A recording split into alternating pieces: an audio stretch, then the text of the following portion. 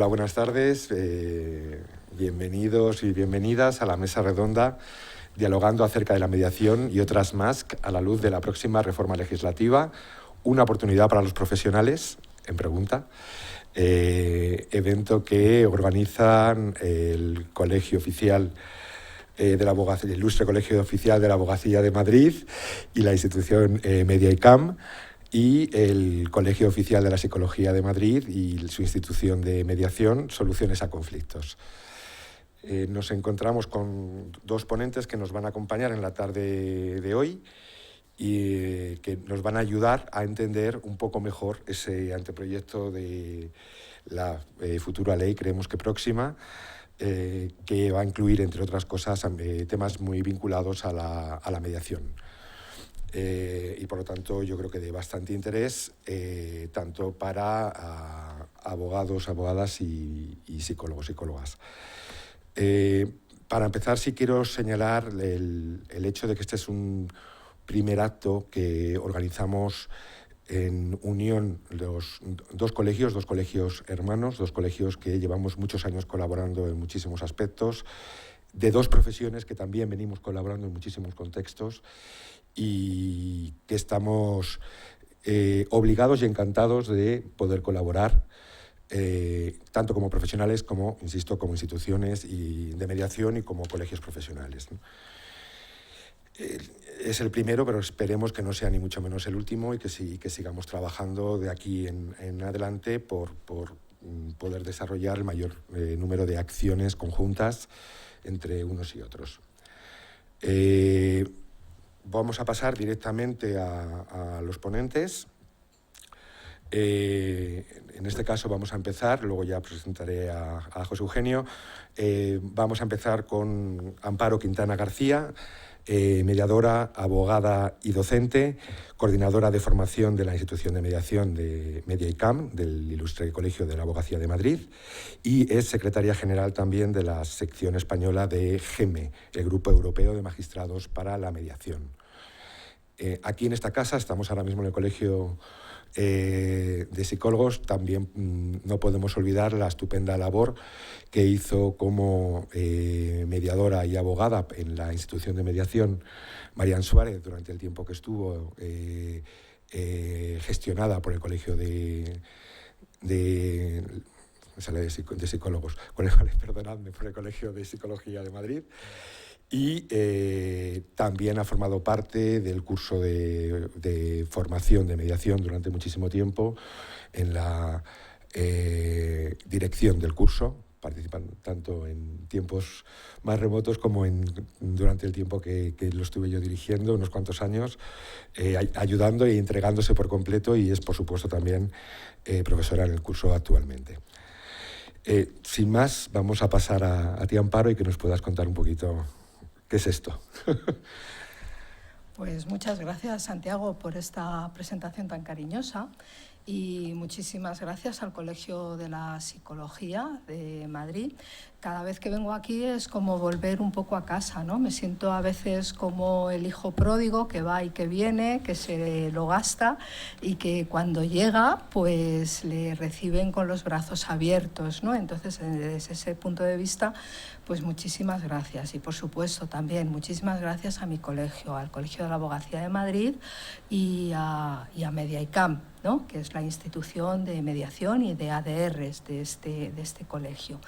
Bueno, tenemos una labor, José Eugenio y yo, esta tarde, de intentar transmitir qué supone el proyecto de ley de eficiencia procesal, que, bueno, pues quienes lo han tocado, quienes lo han leído, quienes lo han palpado, pues habrán visto que tiene muchísimas páginas, ¿no? Y habla de muchas cosas. ¿Por qué lo traemos aquí y por qué lo traemos de la mano de dos instituciones de mediación? Yo diría de las instituciones de mediación más importantes que hay ahora en la actualidad, por lo menos en nuestra comunidad, ¿verdad? Pues fundamentalmente porque gran parte de ese proyecto se dedica a los métodos adecuados de solución de conflictos, entre ellos la mediación. Yo soy mediadora, es decir, yo llegué a la mediación a través de la abogacía y en enero va a hacer 40 años que soy abogada. abogada colegiada, quiero decir, ¿no? Pero la verdad es que desde unos años a esta parte, pues me siento, sin dejar de ser abogada, pero me siento muy mediadora. Entonces, quizá por eso ya os pido de antemano que seáis comprensivos y comprensivas, porque a lo mejor se desliza, ¿no?, alguna apreciación subjetiva mía desde el punto de vista única y exclusivamente de mediador, ¿no? Es un poco así. Bueno, cada vez que hay un proyecto o hay algo, ¿no?, algún cambio legislativo en materia de mediación y en materia de métodos de gestión de conflictos, la mayoría de nosotros nos ponemos muy contentos, ¿no? Yo recuerdo cuando se hablaba de que iba a llegar la ley de mediación en asuntos civiles y mercantiles en el año 2012, qué bien, qué contentos estábamos. Además decíamos, fíjate, tal comunidad tiene ya su ley de mediación familiar. En el 2007 llegó, ¿no?, la ley de mediación familiar a la Comunidad de Madrid, qué bien, qué bien. O sea, que la verdad es que nos pone muy contentos a todos. Yo creo que vengamos del mundo del derecho, vengamos del mundo de las bellas artes. O sea, es algo que, ¿por qué nos interesa? Pues quizá un poco porque viene a dar seguridad, de alguna manera, porque también es verdad que sin norma, pues a lo mejor dependemos más de la voluntad de un tercero, de un ajeno, ¿no?, que es un poco lo que puede ocurrir en la actualidad. Tenemos leyes, tenemos una ley de mediación estatal y tenemos varias leyes autonómicas, 13 creo recordar, en distintos ámbitos, y la verdad es que luego a la hora de la verdad pues a veces dependemos de la buena voluntad de un magistrado, de un tribunal para derivar eso a mediación, a veces incluso ya no solamente para derivar motu propio, ¿no?, ese tribunal, sino muchas veces incluso, a mí me lo han comentado compañeros y compañeras abogadas que incluso piden ir a mediación y, bueno, pues dependiendo el juzgado que les toque, pues les va a decir que sí, les va a decir que no. Muchas veces también el LAJ, ¿no?, el letrado de la Administración de Justicia. Con lo cual dices, bueno, pues si las cosas van reguladas, por lo menos tenemos un marco y vamos a ver cómo es ese marco, ¿no? Otra cosa es que nos guste más o menos. Y también es cierto que es necesario, porque muchas de las normas, ¿no?, que regulan la mediación y los métodos adecuados de solución de conflictos pues van cambiando. No es que se queden obsoletas. A mí la palabra obsoleta la verdad es que no me gusta, porque la primera obsoleta debía de ser yo. O sea, yo ya peino canas, yo ya soy muy mayor y no me gusta nada la palabra obsoleta. Pero es verdad que surgen nuevas necesidades, van surgiendo incluso nuevos campos de aplicación, ¿no?, de esto de los métodos de gestión de conflictos, nuevas voces también teóricas y prácticas, desde que hace años, ¿no?, empezamos a mediar y a dedicarnos a la gestión de conflictos hasta ahora, pues la verdad es que la práctica diaria hace, ¿verdad?, que veamos dónde están las dificultades, dónde están las oportunidades y todo esto un poquito en qué ha cambiado, ¿no? Es cierto, y lo tenemos bastante reciente, ¿no? Fijaros, hace unos pocos días el diario El País pues publicaba un reportaje cuyo, pues que lo titulaba así, las leyes que acaban en el limbo. Y una de las leyes que acabaron en el limbo fue el anteproyecto de ley de impulso de la mediación, que recordaréis todos que también lo celebrábamos, estábamos muy contentos, hacíamos un montón de propuestas, ¿verdad?, cuando las consultas públicas, etcétera, etcétera, del año 2019. Y sin embargo, pues cambió el ministerio, cambiaron las personas encargadas de todas estas cosas, y entonces cambió la visión de ver todo esto. En lugar de centrarse en la mediación, pues se centraron, y ahora lo vamos a ver, en lo que para ellos a partir de ahora es actividad negociadora. Y a mí me vais a perdonar, pero a mí esto me recuerda un poco al mito de Sísifo, ¿no? Es decir, Sísifo fue condenado a subir una montaña hasta la cumbre con una pesada roca encima de los hombros. Pero ¿qué ocurría? Que antes de llegar siempre se le caía la roca y se le iba abajo y tenía que volver a empezar. Bueno, pues a mí a veces estos vaivenes, ¿no?, del legislador respecto de los métodos adecuados de solución de conflictos y en concreto de la mediación, a veces me parece como si los mediadores o quienes nos dedicamos o tenemos interés en estas cosas fuéramos un poco como Sísifo, ¿no? Entonces fuéramos ahí cargando nuestra roca y al final es como un volver a empezar. Bueno, en general, los métodos adecuados de solución de conflictos, no me voy a remontar, por supuesto, al siglo V a.C., ni a Confucio, ni esas cosas de las que nos gusta hablar a los mediadores de vez en cuando, pero digamos que lo que es la mediación y lo que son los ADRs en sentido actual, moderno, y pues ya sabéis que se remontan a la década de los años 10 del siglo XX y empezó como un movimiento social que se llamaba el Movimiento de Libre Acceso a la Justicia. Y ese movimiento social fue lo que hizo generar, bueno, pues una actividad legislativa, la implantación, el desarrollo, ¿no?, de todos estos ADRs o MASC, como nos gusta llamarlo ahora, ¿verdad? Y acabaron todo esto incluso hasta regulando una profesión, ¿no?, la profesión de los mediadores, de los conciliadores, etcétera. Bueno, se fue profesionalizando y de alguna forma pues reconociendo, ¿no?, reconociendo estos métodos. Y con el devenir del tiempo, muchas veces lo que decimos es se necesita un cambio social. Y parece que esta ley de impulso, esta ley que va a reformar, ¿no?, para precisamente adecuar la justicia a los nuevos tiempos, lo que intenta es ese cambio social, ¿no? Es decir, que de alguna forma es provocar que la sociedad, tanto particulares como empresas, organismos, etcétera, etcétera, pues fundamentalmente, antes de litigar, es que a veces la litigación es casi una liquidación, ¿eh? Pues antes de litigar acudan a alguno de estos métodos. Este proyecto de ley de medidas de eficiencia procesal del Servicio Público de Justicia en la actualidad se encuentra en fase de enmiendas parlamentarias. Y lo más importante de él es que ha optado por incluir los métodos de solución de conflictos, adecuados de solución de conflictos, dentro de una medida de eficiencia procesal, dentro de una medida pues, para adecuar la justicia a unos parámetros más actuales, más modernos y más cercanos también a la ciudadanía, ¿no? Entonces, bueno, pues de alguna forma esperábamos hace unos años, ¿no?, en el 19, una ley de impulso a la mediación, y ahora nos encontramos con que podemos ser, pues eso, una medida de eficiencia del Servicio Público de Justicia.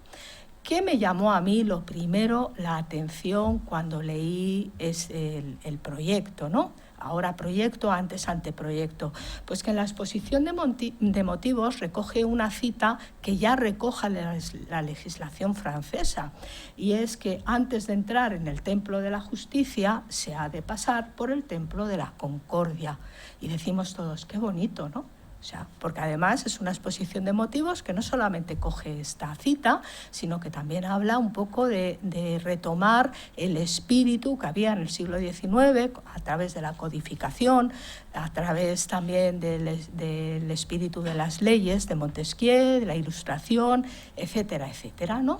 Bueno, pues digamos que estos métodos adecuados de solución de conflictos van a tener un marco legal en el cual van a estar a la misma altura que un proceso judicial, al lado de la propia jurisdicción, ¿no? Es decir, por eso, digamos que, bueno, luego vamos a hablar un poco del léxico que utiliza el proyecto, pero bueno, digamos que es una forma de decir, no son solo alternativos, sino que están realmente al mismo nivel. Y esto a mí me recuerda que cuando yo empecé a estudiar Derecho y cuando llegué a las clases de Derecho Procesal, no sé si mi colega José Eugenio a él le tocó aquella vez, pero yo recuerdo que los textos de Derecho Procesal había un capítulo que decía formas anormales de terminar el litigio, y una de ellas era la negociación, la transacción, la mediación, la conciliación. O sea, somos anormales. Pero ahora ya no. O sea, lo bueno de este proyecto es que ya no hay esa normalidad, ¿no? Es decir, son ya totalmente equiparables. Quienes nos dedicamos o nos venimos dedicando a esto desde hace unos años, ya sabemos que efectivamente son equiparables y que son métodos complementarios al judicial. Bueno, pues ahora a ver si es verdad que sale esta ley, que este proyecto se hace ley, y bueno, pues de alguna forma es una manera, ¿no?, de tenerlo ahí presente. Y que es también a qué va dirigido, ¿no?, este proyecto de ley, pues a potenciar la negociación entre las partes, bien ellas directamente o bien ante un tercero neutral. Digamos que en eso es donde pivota todo el título primero de este proyecto de ley de eficiencia procesal. Sobre los métodos adecuados de solución de controversias, pues el propio proyecto, y así lo determina también el Ministerio de Justicia en su página web, pues dice que es cualquier tipo de actividad negociadora tipificada en esta, es decir, en la ley que estamos hoy comentando, u otras leyes a las que las partes de un conflicto de buena fe, con el objeto de encontrar una solución extrajudicial al mismo, ya sea por sí mismas o con la intervención de un tercero neutral. Es decir, que cabe cualquier tipo de actividad negociadora. Luego vamos a ver cuáles son esos tipos de actividad negociadora que recoge expresamente, ¿verdad? Con carácter previo, y como ya os he adelantado, yo me considero muy mediadora, y yo la verdad es que desde el año 2005, que aquí se propugnó la ley de fomento de la paz, yo cuido mucho el léxico, o sea que es importante. Entonces, la verdad es que otra vez aquí nuestros legisladores utilizan de vez en cuando vocablos que yo creo que poco tienen que ver con esa actividad negociadora, con esa actividad pacificadora, con esa actividad de gestión positiva de los conflictos. Veamos, porque luego incluso lo voy a repetir en algunas de las filminas, ¿verdad?, que a veces se dice requerir, una parte puede requerir a la otra, puede compeler, las partes se obligan, la citación, o sea, unas cosas que a lo mejor, bueno, pues eso sí que valdría la pena pulirlas de alguna forma, ¿no?, sobre todo en el articulado que guarda relación con estos métodos adecuados de solución de conflictos. A mí, que lo utilicen evidentemente en el articulado que hace alusión al proceso oponitorio o al proceso de desahucio, pues bueno, pues me parece bien, pero en esto a mí me rechina un poco, ¿no? Luego en el diálogo, en el coloquio, si queréis, pues hablamos un poco así. Tampoco utiliza la palabra MASC, o sea, el acrónimo MAX. En unos sitios pues habla de alternativos, en otros de adecuados, y a veces, yo lo he leído y lo he subrayado también, pues en la misma línea los coloca los dos juntos, ¿no?, adecuados y alternativos. Da la impresión de que como que ahí zozobra un poco, ¿no?, el legislador, esto es adecuado, es alternativo, ¿qué es lo que ocurre? Bueno, la verdad es que todos sabemos que se llame como se llame, lo importante, ¿verdad?, se llame como se llame el niño, lo importante es que el niño nos quiera y que el niño crezca y que el niño tenga buena salud, con lo cual, bueno, pues eso da un poco lo mismo, pero lo traigo aquí, lo señalo, ¿verdad? Y luego da la espalda a la mediación con la administración. Ya sabéis que la Ley de Mediación en Asuntos Civiles y Mercantiles del año 2012, cuando hablaba del ámbito de aplicación de esa ley, pues excluía la ley la mediación en conflictos con la administración, la mediación laboral, la mediación en materia de consumo y la mediación penal, ¿verdad? Sin embargo, en este proyecto de ley sí se recogen algunos artículos que van a introducir la mediación en materia de consumo, por ejemplo, pero, bueno, pues expresamente excluye expresamente la mediación con la administración. Y es una pena, porque todos sabemos que desde hace ya unos cuantos años se están llevando a cabo proyectos muy potentes, muy importantes y además con un éxito tremendo, ¿verdad?, en materia de mediación administrativa y en lo contencioso administrativa. Yo creo que aquí, me vais a perdonar, es mi idea, soy absolutamente subjetiva en esto, pero creo que aquí el legislador le ha faltado un poco de valentía, ¿no? Y de poder hacer, ya que va a hacer una reforma procesal, bueno, pues ¿por qué no? O sea, meterse ya un poco más de fondo, ¿no?, en todas estas cosas. Estos métodos adecuados de solución de conflictos en el proyecto, pues el proyecto lo que habla es de la negociación, de la mediación, conciliación, la opinión de experto independiente y la oferta confidencial vinculante. Todas estas vías, todos estos ejemplos, pues tienen naturalezas distintas, procesos diferentes y principios también informadores distintos. Sin embargo, da la impresión de que el legislador lo ha metido todo, ¿verdad?, todo en el mismo saco, al que le llama actividad negociadora, ¿no? Bueno, pues es un poco así.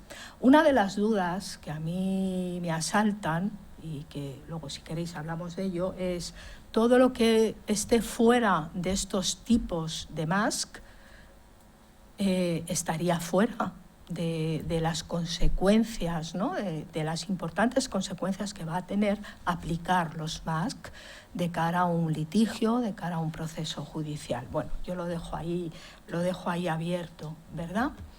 Vamos a empezar con la negociación, porque todos sabemos lo que es negociar, todo el mundo negocia todo el santo día, o más o menos, unas veces de forma abierta y otras veces no nos damos cuenta ni de que estamos negociando, ¿verdad? Bueno, lo más importante, que para el proyecto de ley la negociación puede ser directa entre las partes o por sus respectivos abogados. Y lo dice así, por sus respectivos abogados.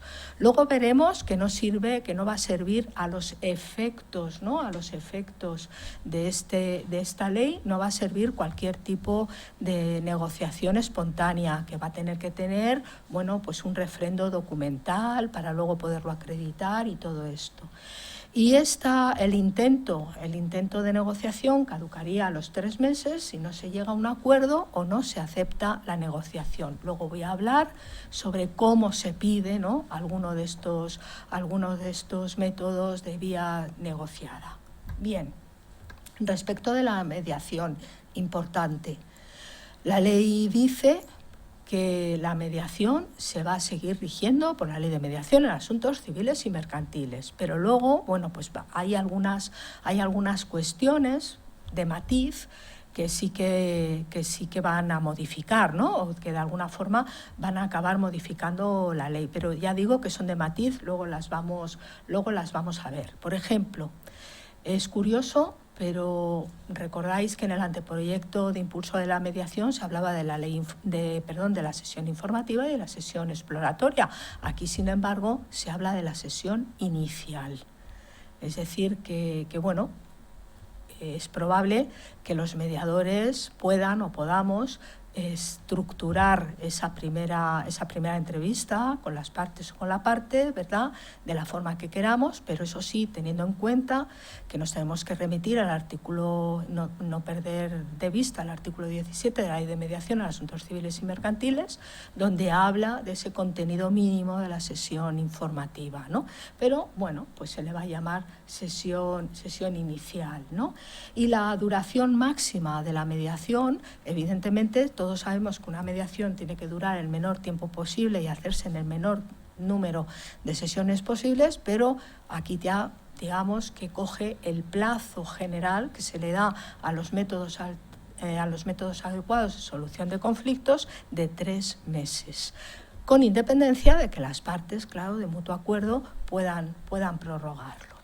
Junto con la negociación y la mediación, este proyecto de ley habla también de la conciliación privada, que dice que se podrá llevar a cabo por un profesional inscrito como ejerciente en los colegios profesionales, y entonces hace una retahíla de colegios profesionales que guardan relación con la formación jurídica, pero luego termina, así como cualquier otro colegio reconocido legalmente. Luego, pues bueno, tú hablarás de todo esto, ¿no? Yo aquí creo que sí cabría el colegio de la psicología, como podría caber pues también otro tipo de colegios, ¿no? Yo creo que aquí cabe perfectamente. Y también se puede llevar a cabo la conciliación privada a través de una sociedad profesional. Y por supuesto, los mediadores inscritos también podremos ser conciliadores privados. En el tema de mediadores inscritos, ya sabéis que en la actualidad pues es voluntario inscribirse en el registro de mediadores del Ministerio de Justicia, ¿verdad? Yo creo que esto es abrir un poco la puerta a que de alguna forma ya va a dejar de ser, es mi opinión, va a dejar de ser voluntario. Entonces, bueno, porque claro, al hablar de mediadores inscritos, pues es un poco así. Pero también cabría, claro, evidentemente, estar inscrito como mediador en tu propio colegio profesional, ¿no? En fin, estas son las cosas, las pequeñas lagunas, que luego ya veremos cuando termine todo el trámite de enmiendas y sea aprobado a la ley, pues en qué va a quedar, ¿verdad? Es curioso que este texto legal pues dice que el conciliador privado deberá tener conocimientos técnicos o jurídicos de la materia que se trate y debe ser imparcial, ¿no? Entonces, al tener conocimientos técnicos o jurídicos, digamos que no es necesario, ¿no?, que solamente tenga conocimientos jurídicos, sino también, si es un conflicto que guarda relación, a lo mejor pues con unas obras o algo así, pues que tenga esos conocimientos técnicos, ¿no?, de alguna manera. Y además también dicen que en caso de llegar a un acuerdo, pues se requerirá a los abogados de las partes para que redacten los documentos que legalmente correspondan, y entonces el acuerdo lo firmará el conciliador junto con las partes y sus abogados. Esto no ocurre en la mediación, esto es en la conciliación privada. Es decir, quienes van a redactar los documentos van a ser los abogados de las partes y luego lo firmarán todos, ¿no?, también los abogados de las partes. Otra vía, otro método de solución de conflictos es la opinión de experto independiente.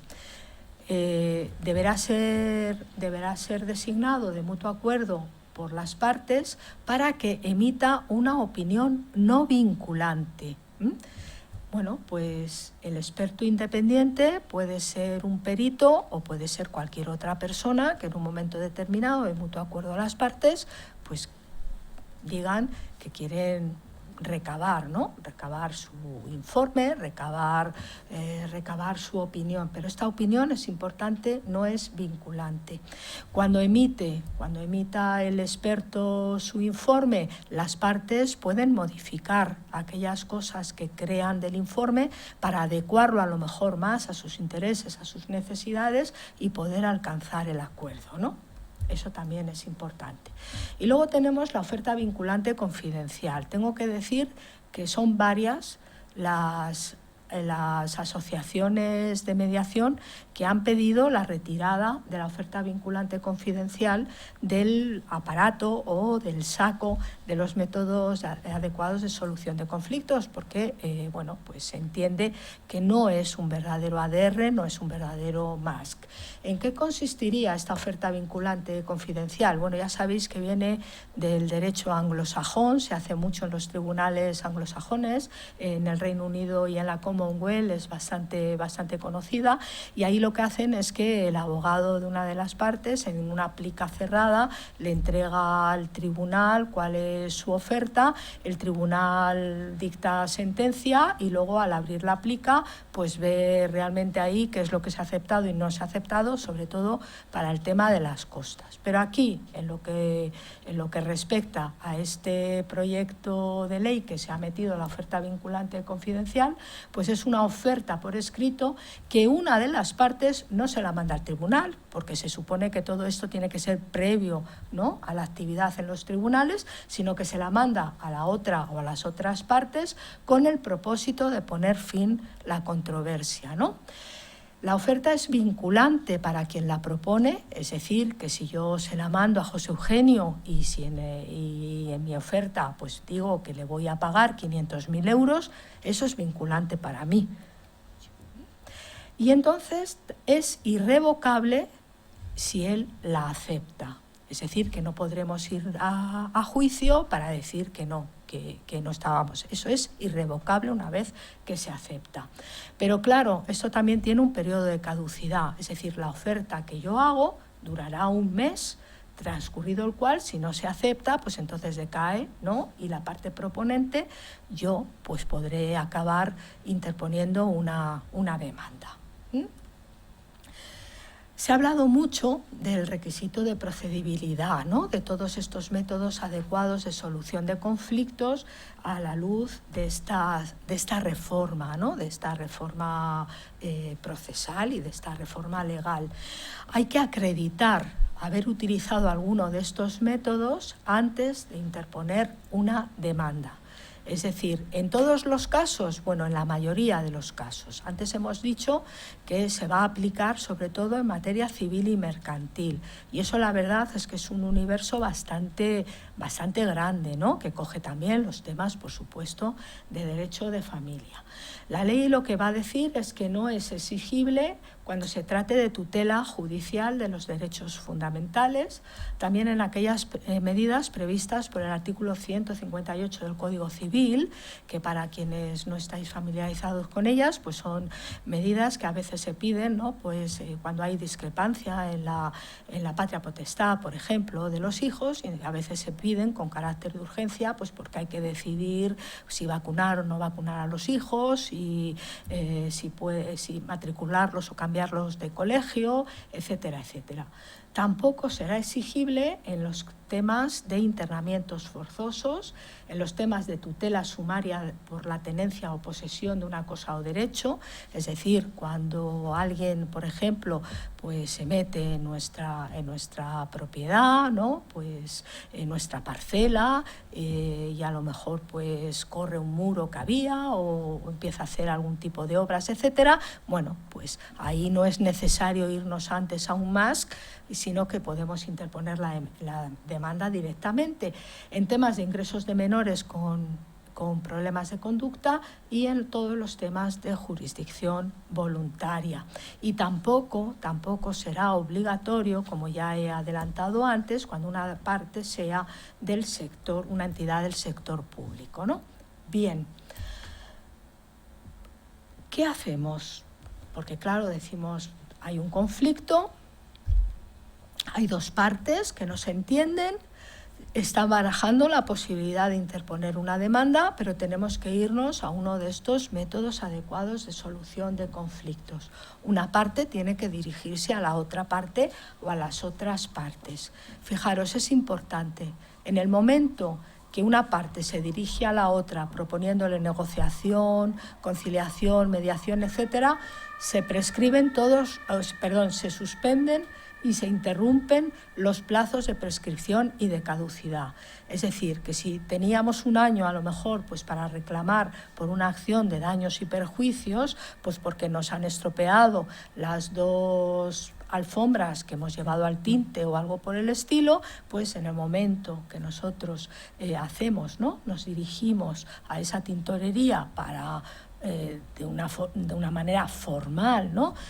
Con alguno de estos, para irnos a someternos a alguno de estos métodos adecuados de solución de conflictos, se interrumpiría ese plazo de un año, ¿verdad? Y esa interrupción o esa suspensión se va a prolongar hasta la firma del acuerdo o cuando termine el MASC, el proceso de MASC, sin acuerdo. Eso sí, si no recibimos contestación o la contestación es negativa, si no recibimos contestación, pues entonces se reanudan esos plazos a los 30 días naturales desde que nosotros mandamos lo que dice la ley, ¿no? El requerimiento que yo dije antes, ¿no? Que no me gustaban esas palabras. Eso sí, nos dice el proyecto de ley que la solicitud, ¿no? de quiero intentar una mediación, una negociación, una conciliación privada, etcétera, tiene que quedar en esa solicitud bien definido el objeto, por qué y para qué, ¿no? Y se puede dirigir tanto al domicilio personal como laboral, como incluso también al hacerlo por algún método electrónico que haya sido utilizado por las partes, ¿no? Es decir, pues incluso yo creo que valdría hasta el WhatsApp, ¿no? Eso es importante. Vamos a suponer que la propuesta inicial no tiene respuesta o el proceso negociador termina sin acuerdo. Pues entonces las partes podrán interponer demanda en el plazo de 1 año. Salvo que haya habido medidas cautelares, medidas esas rápidas, ¿no?, que a veces los tribunales pues dan. Entonces, en el caso de existir medidas cautelares, en lugar de 1 año serían 20 días, ¿verdad? ¿Y cómo acredito yo que he intentado negociar con cualquier otra persona? Pues documentalmente. El proyecto de ley habla de que tenemos que acreditarlo de forma documental. Si no hubiera intervenido un tercero neutral, la acreditación, bueno, pues es a través de cualquier documento firmado por ambas partes en el que se quede constancia de la identidad de las partes, la fecha, el objeto de la controversia y la determinación de la parte o partes que formularon las propuestas iniciales. Eso es importante. Pero en el caso de que haya intervenido un tercero neutral, o sea, un conciliador, un mediador, un negociador, etcétera, pues entonces tendrá que en ese documento lo que tendrá que quedar reflejada es la identidad de ese tercero, su cualificación, el colegio profesional e institución a la que pertenece, si es que pertenece a alguna institución, con lo cual, fijaros, la ley de mediación, ¿verdad?, dice que cuando hacemos mediación a través de una institución o al amparo bajo el paraguas de una institución, hay que poner la institución. Bueno, pues parece que aquí también va a ser importante hablar del colegio al que se pertenezca, para todos aquellos terceros que a lo mejor pues no pertenecen a una institución, ¿verdad? También, por supuesto, la identidad de las partes, el objeto de la controversia, la fecha de la reunión o las reuniones iniciales, en el caso de que haya habido más de una reunión inicial. Y esto, a mí, pues la verdad es que no sé cómo lo vamos a hacer. La declaración solemne de que las partes han intervenido de buena fe en el proceso para que surta efectos ante la autoridad judicial correspondiente. Bueno, yo creo que estos son términos jurídicos indeterminados, ¿no?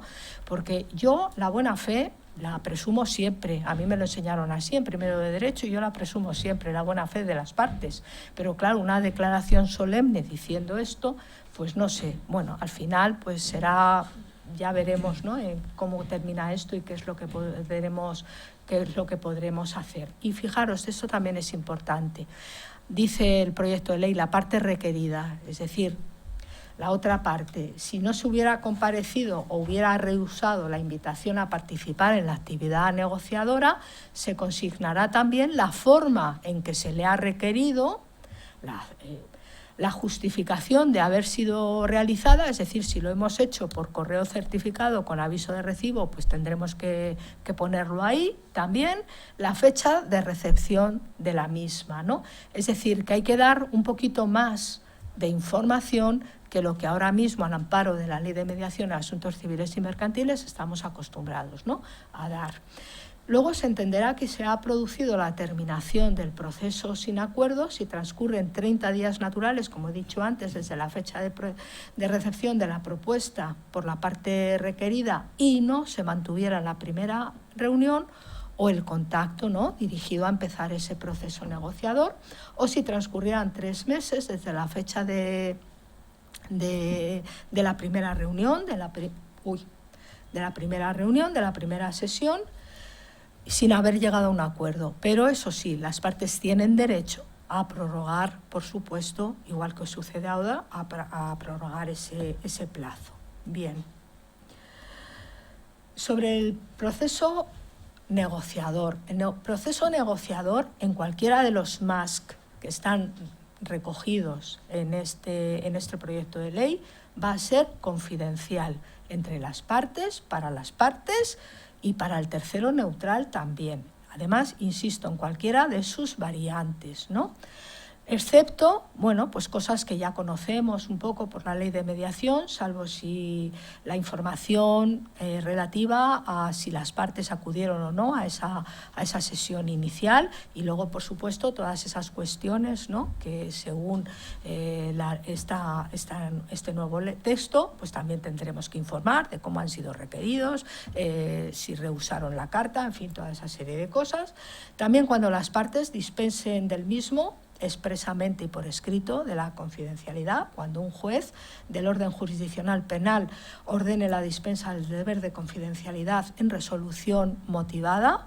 Y en este sentido, recordad que todo esto viene un poco de la Ley de Mediación en Asuntos Civiles y Mercantiles, cuando la Directiva Comunitaria del año 2008, que fue transcrita, ¿no?, fue traspuesta a nuestro ordenamiento jurídico a través de la Ley de Mediación del año 2012, realmente cuando hablaba de temas penales hablaba de cuestiones serias de orden público, o sea, no tan abierto como se hace aquí en nuestro país también. Y luego, bueno, pues habla de cuando se esté tramitando una impugnación de costas por costas procesales. Bueno, pues aquí el legislador piensa en que siempre esto va a acabar en un proceso, no sé por qué, y entonces, bueno, pues si a lo mejor hay un proceso y hay una condena en costas y alguien a lo mejor pues mete las costas por el proceso negociador y el otro dice, si no hubo ni sesión inicial ni nada, pues entonces, pues evidentemente ahí también de alguna forma quiebra, ¿no?, esta confidencialidad, y cuando existan razones de orden público. Volvemos nuevamente al orden público. Las partes, dice este texto, podrán acudir a cualquier método adecuado de solución de conflictos asistidas de abogado o de abogadas. Dice podrá, pero va a ser preceptiva en algún caso. En primer lugar, cuando se utiliza la oferta vinculante. Cuando se utiliza la oferta vinculante, las partes tienen obligación de acudir con abogado, salvo que la cuantía no supere los 2.000 euros, o cuando una ley sectorial, digamos, que dispense de la intervención de un letrado o letrada. Estoy pensando, por ejemplo, en la legislación de seguros, ¿no? Y también cuando no sea preceptiva la asistencia de letrada, alguna de las partes, y si alguna de las partes quiere servirse de ella, pues por ejemplo, yo quiero iniciar la mediación y le mando pues una cartita, como dice el proyecto de ley, un requerimiento a la otra parte diciendo que quiero iniciar una mediación y que además voy a asistir acompañado de mi abogada. Bueno, pues entonces eso tiene que constar ahí. O sea, no me puedo yo presentar como ocurre ahora, el primer día, pues ahí acompañado de un abogado, de dos, etcétera, etcétera. ¿Por qué? Pues porque esto va a dar la oportunidad de que la otra parte, al contestar, diga si también va a llevar abogado o no va a llevar abogado, ¿no? Esto yo creo que también es algo importante a tener en cuenta. Entonces, en resumen, el uso de los métodos adecuados de solución de conflicto se configura con carácter preceptivo, y este cumplimiento va a ser obligatorio. El intento, además, digamos que decae a los 3 meses desde la fecha en que la otra parte recibe la propuesta, nuestra propuesta de que queremos iniciar un proceso por esta vía negociada, ¿no?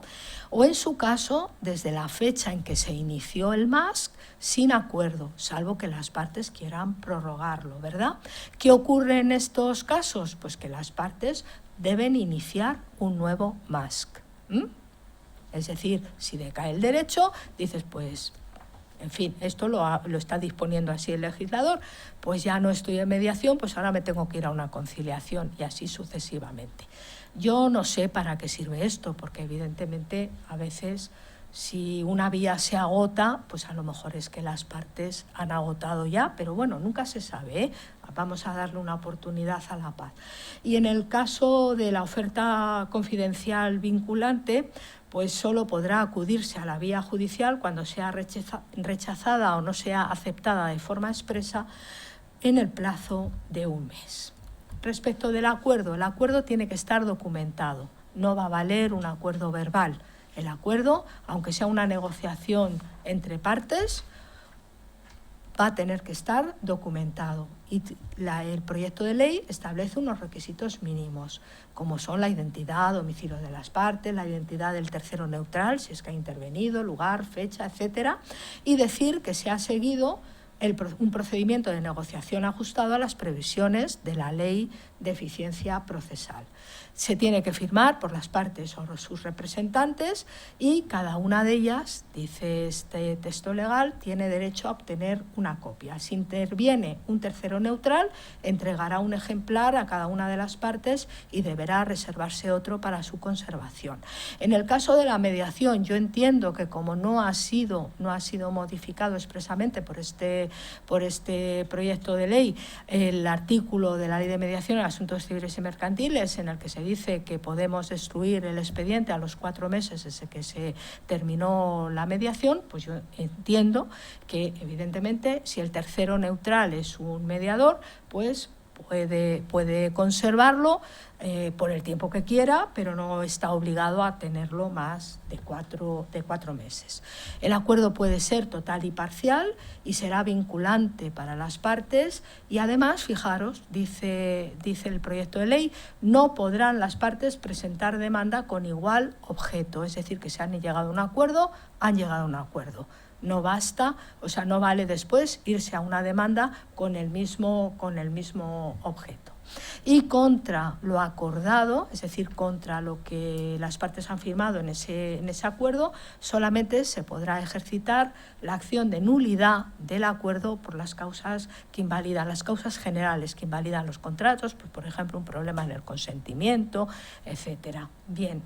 Y para que tenga valor de título ejecutivo, el acuerdo puede ser elevado a escritura pública ante el notario, homologado también judicialmente, o bien, y esto es algo nuevo, en este proyecto, constar así en la certificación del registrador, porque también hay una actividad conciliadora de los registradores y de los notarios, y entonces, bueno, si es consecuencia de una conciliación registral, pues entonces que conste así en el certificado expedido por el registrador, ¿verdad? Luego dice este proyecto que las partes, pues entre ellas, pues podrán compelerse, dice, recíprocamente a elevar el acuerdo alcanzado. Es decir, si no van de mutuo acuerdo al notario para elevarlo a escritura pública, pues una parte le puede pedir a la otra, oye, mira, vamos a llevarlo a escritura, vamos a ir al notario y elevarlo a escritura pública, ¿verdad? Bueno, pues en principio, los gastos del notario los tendrían que pagar a medias, pero si no hay acuerdo, pues entonces los va a pagar la persona que tenga más interés en llevarlo, quien ha pedido llevarlo al notario, ¿no? Eso es importante. Y también es importante que si yo, por ejemplo, a una parte he llegado a un acuerdo y quiero llevarlo al notario y la otra parte no quiere, pues entonces yo le puedo pedir al notario que haga, en fin, que haga una solicitud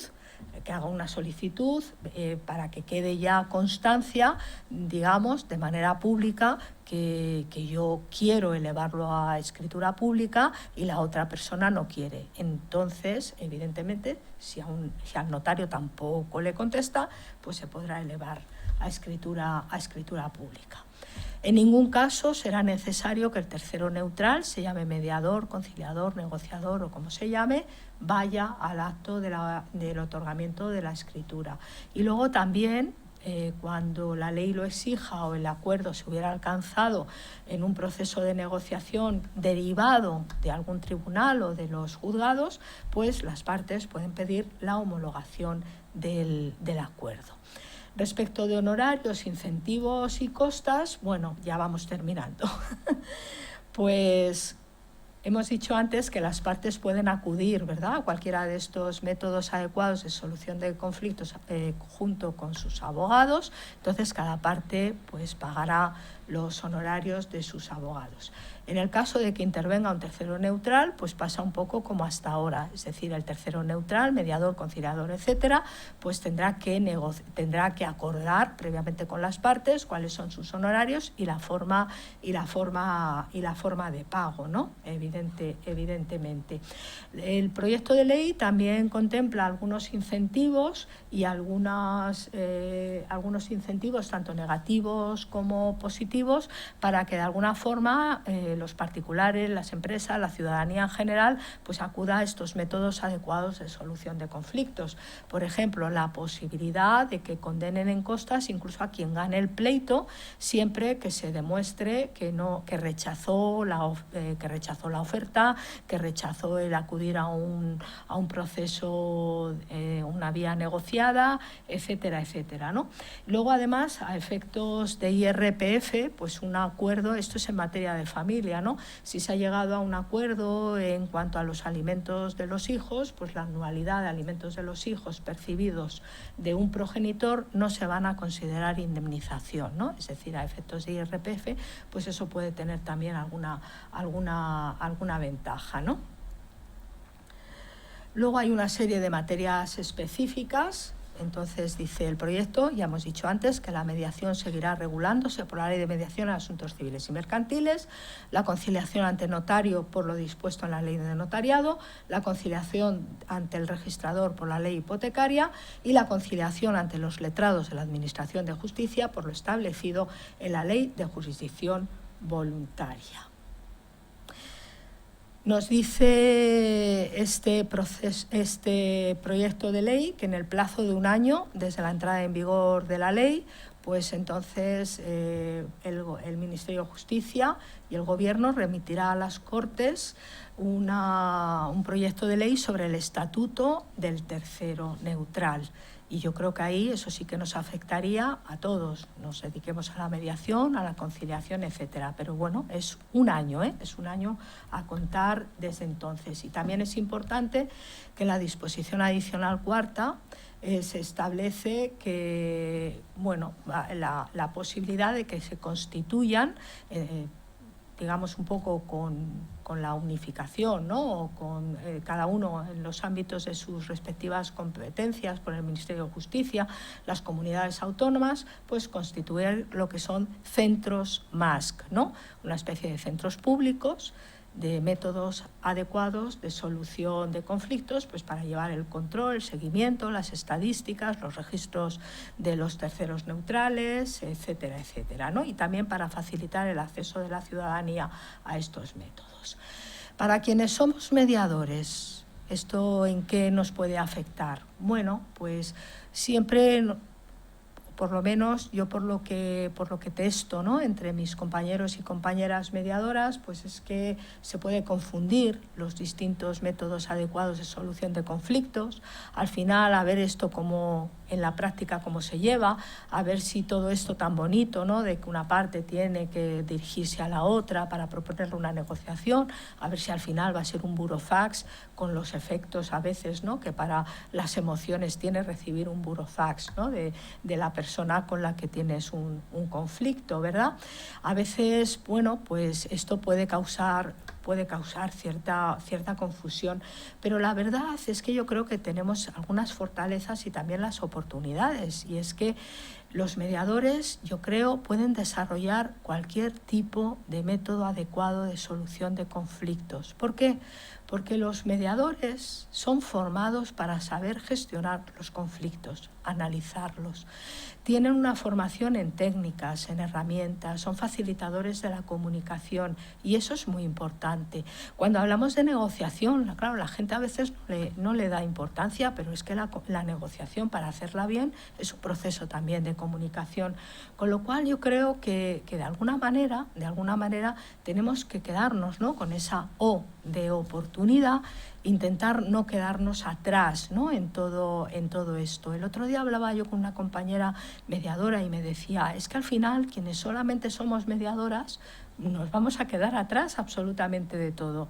Yo dije, pues no, pues a lo mejor no nos quedamos atrás absolutamente de todo, ¿verdad? Bueno, desde que empezamos en todo esto, y ya finalizo, pues siempre nos han hablado de los sombreros, ¿no? Que tenemos que ponernos y quitarnos sombreros respecto de nuestra formación, de nuestra profesión de origen, ponernos el de un mediador, un conciliador, etcétera, etcétera. Yo creo que al final va a ser la oportunidad que tengamos de ir adquiriendo más sombreros y no quedarnos atrás, ¿no? en todas estas cosas. Me gustaría terminar con esta cita de Ann Anders, de las oportunidades suelen estar disfrazadas de trabajo arduo, por lo que la mayoría de las personas no las reconoce, y yo espero que las reconozcamos todos. Muchísimas gracias por vuestra paciencia.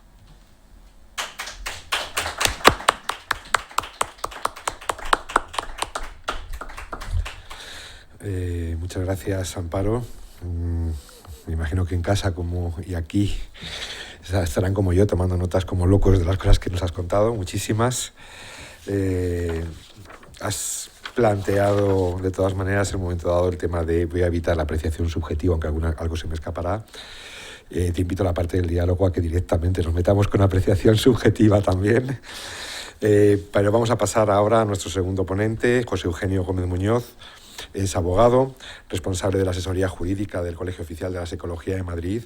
En fin, es a quien acudimos tanto los de la casa como cualquiera de los colegiados a pedir ayuda cada vez que aparecen esas cosas legales raras que no sabemos muy bien los psicólogos cómo resolver.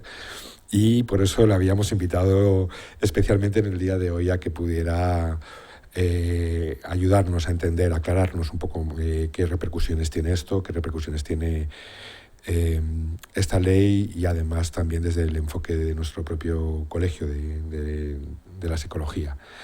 En su momento, cuando han ido apareciendo estos anteproyectos de ley, como institución de mediación siempre hemos acudido a él para que nos pudiera evaluar y contar y destripar un poco los puntos fuertes y los problemas que nos podrían suponer estas leyes, y siempre ha estado ahí apoyándonos. Así que creo que esta es una oportunidad única para que también nos pueda ayudar un poco más a profundizar, a entender más este anteproyecto de ley. Muchas gracias, y muchas gracias, Amparo, por la magnífica exposición que has hecho y el magnífico resumen del contenido de la ley, un texto francamente largo, y que para resumirlo, desde luego, era difícil, ¿eh? Y sin embargo tú lo has conseguido de una forma bastante estructurada y perfectamente clara, con lo cual poco me queda a mí que añadir respecto de lo que es el contenido del anteproyecto, por cuanto tú lo has desmenuzado y lo has expuesto ya, sin perjuicio de posteriores dudas que puedan surgir en cuanto a en el momento del debate o de las cuestiones que se puedan preguntar. La postura de la psicología, del Consejo General de la Psicología, respecto del anteproyecto de ley de mejora de la Administración de Justicia, de este proyecto de ley, en el momento de realizar observaciones al anteproyecto, se venían a considerar una serie de cuestiones que no todas han sido admitidas o no todas han sido introducidas en el proyecto de ley. Se pretendía que la mediación fuera algo preponderante respecto de otros medios de solución de conflictos, debido sobre todo a que la mediación tiene una estructura ya muy consolidada, con una ley regulada de una forma bastante exhaustiva, cosa que no se hace en el proyecto de ley con los restantes medios de solución de conflictos. Esta consolidación no solamente a nivel legal, sino a nivel práctico, porque la mediación lleva ya muchos años implantada y por lo tanto está en pleno desarrollo, está en plena ejecución más que desarrollo, y por lo tanto es algo ya completamente consolidado, y lo que se pretendía era hacer una manifestación respecto de esa equiparación que no parecía muy procedente respecto de otros medios de solución de conflictos, igualándolos a la mediación. Parece que esta pretensión no ha sido acogida No obstante, desde el punto de vista de la Organización Colegial de la Psicología, se sigue considerando necesario esta necesidad de consolidación de la mediación, con la correspondiente importancia que tienen los colegios profesionales, porque es una función que tienen atribuida por el artículo 5, apartado ñ de la Ley de Colegios Profesionales, que les atribuye como función la de impulsar y desarrollar la mediación. La equiparación, digamos, este desarrollo de la mediación, que viene ya establecido por distintas resoluciones a nivel europeo, como es la recomendación de la Comisión Europea, que se concretó en una resolución del Parlamento Europeo de 12 de septiembre de 2017, que se dicta en aplicación de la Directiva 2008/52 del Parlamento y el Consejo, y que viene a trasladar la mediación a la mediación o que vienen a ser consideradas o a ser aplicadas precisamente con el desarrollo de la mediación. Sin embargo, la ley equipara todos los medios de solución de conflictos con la mediación y se considera desde la organización colegial que no debería ser así y que debería haber una regulación bastante más exhaustiva de cada uno de los medios, que sí se hace, en cierto modo, pero en el proyecto de ley, pero que debería haberse puesto, digamos, de forma que se consolidara más la mediación. La propuesta del Consejo en cuanto a la asistencia de abogado, porque nos parecía exagerado que en cualquiera de los medios de solución de conflictos tuviera que aparecer la figura del abogado, pues parece que fue acogida. Nos parecía algo que no era necesario, puesto que muchos de los profesionales que ahora mismo están trabajando en la mediación perfectamente tienen los recursos y la formación suficiente como para poder manejarse perfectamente sin que haya una intervención de un abogado. En la disposición adicional segunda se indica que todas las referencias que se hacen a modificaciones del articulado de la Ley de Enjuiciamiento Civil a la mediación deben entenderse también referidas a cualquier otro de los medios adecuados de solución de conflictos. Aquí claramente se está equiparando la mediación al resto de los medios, en contra de la postura que venía manteniendo la Organización Colegial de la Psicología. Entendemos, me remito a lo que decía antes, es decir, hay una regulación específica, muy concreta y muy desarrollada de la mediación que no lo tienen los otros medios de solución de conflictos. Y, por lo tanto, pues debería haberse tomado esta situación en cuenta.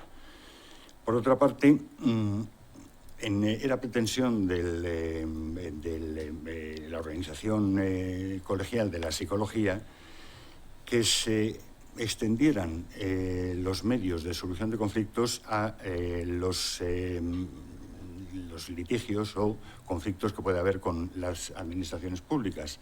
Y eso, pues, ya lo he adelantado Amparo anteriormente y no se ha establecido. Y es algo que sí debería haberse tomado en cuenta.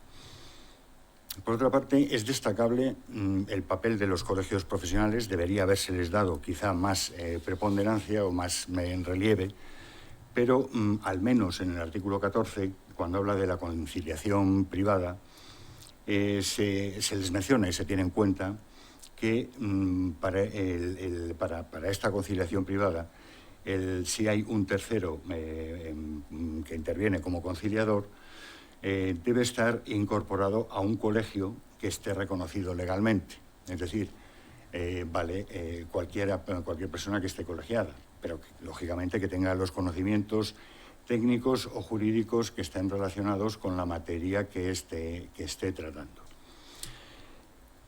Por lo demás, la influencia que puede tener este proyecto en el colectivo de mediadores y concretamente en el colectivo de mediadores psicólogos, pues no sabemos cuál es el que va a ser. Por una parte puede pensarse que es beneficioso porque se abre un campo de situaciones en las que el mediador actualmente puede intervenir, y antes solamente podía intervenir como mediador, y sin embargo va a tener otras posibilidades, es decir, va a tener esas posibilidades de intervenir en algo distinto, en campos distintos, en medios de conciliación distintos a lo que es estrictamente la mediación, pero por otra parte puede verse el lado oscuro de que a los mediadores se les pueda ver reducida su actividad porque se puede llegar a admitir a otra serie de profesionales inscritos en colegios profesionales que les pueda mermar actividad. Y eso siempre habrá que tenerlo en cuenta. Por otra parte, se entiende o cabe entender también, y esto es un comentario personal, exclusivamente una apreciación personal, que el hecho de que se establezcan los medios como requisito de procedibilidad parece que puede encarecer el acceso a la Administración de Justicia. Es decir, evidentemente todos los terceros que puedan intervenir en cualquiera de los medios de solución de conflictos, pues no lo van a hacer gratuitamente, sino que esto supondrá un costo para las partes. La conciliación es algo que hace muchos años se encontraba implantado ya, el intento previo de conciliación antes del acceso a la jurisdicción.